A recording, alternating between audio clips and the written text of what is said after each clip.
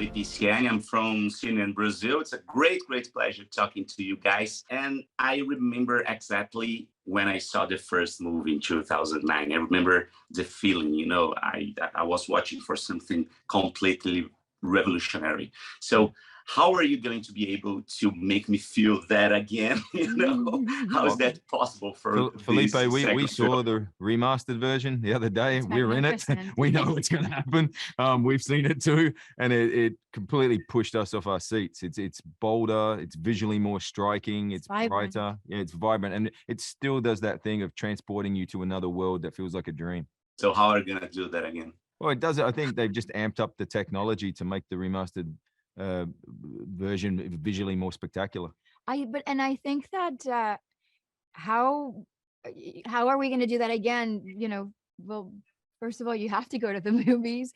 That's how you're going to do it with us, and just surrender like you did the first time. Surrender to the fact that yes, you are going to be deeply moved by what your eyes are witnessing, but it's an immersive experience. You're going to be touched by the story. It's going to be thought-provoking because Jim was one of the first storytellers that was initiating the conversation around the environment, and look at where we are today. And you as a Brazilian should know more about this when it comes to all the things that you guys are trying to always talk about and raise awareness on when it comes to your country and the planet. And but it's not what makes Jim a very special storyteller when it concerns Avatar specifically is that this was never a theme that he politicized.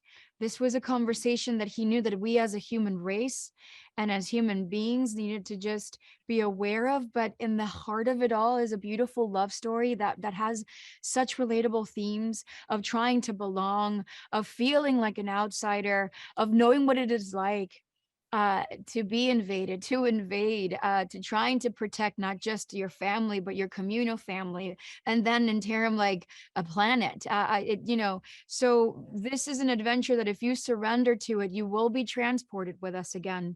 And not only will he give you the opportunity to revisit, Pandora, if you stay on December 16th, he'll take you to the 80% of Pandora that you hadn't seen in the first one, which is the world of the water.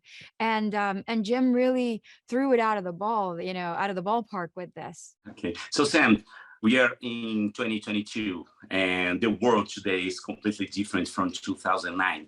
What is this new film about? So about this, everything Zoe said, but what is this about in terms of comparison with our world of today, the real world, not Pandora?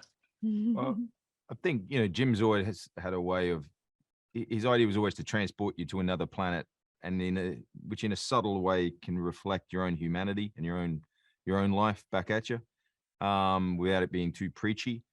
And I think that, with the first movie, it was about, Jake Sully says it, open your eyes, seeing what the world was, stopping the persecution, seeing the beauty of your planet and of other cultures.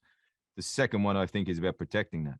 It's about protecting your planet, protecting your cultures, and protecting those that you love. And I think after COVID, the love and connectivity that humanity missed out on because of being in lockdown and things like that, I think we all realize that this connectivity is very important, and it's a vital ingredient of what our time on the planet is.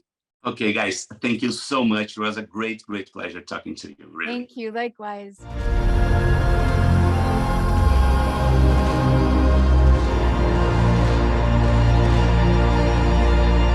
I know one thing. Wherever we go,